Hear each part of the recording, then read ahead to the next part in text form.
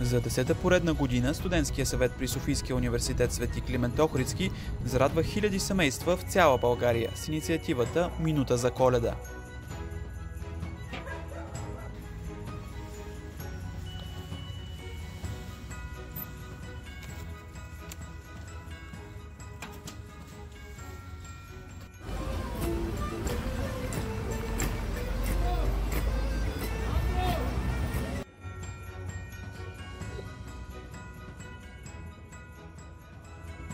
Кампания. Благодаря. Да си го прочетете в Ще си го прочета. Оставихме над 7000 писма в случайни пощенски кутии из цялата страна.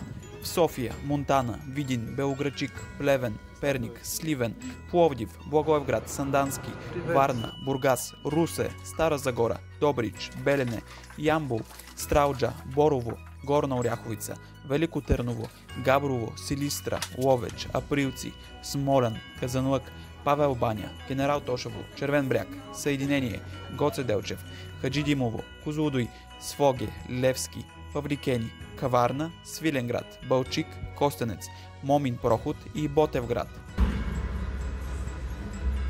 В името на каузата си причинихме полицейска проверка, но въпреки това зарадвахме и униформените с празнично пожелание.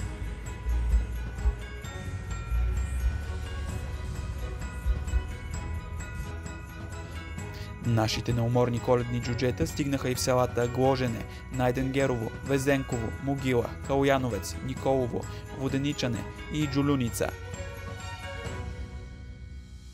Благодарим на всички наши помощници, които написаха и разнесоха писмата. Желаем ви успешна 2025 година!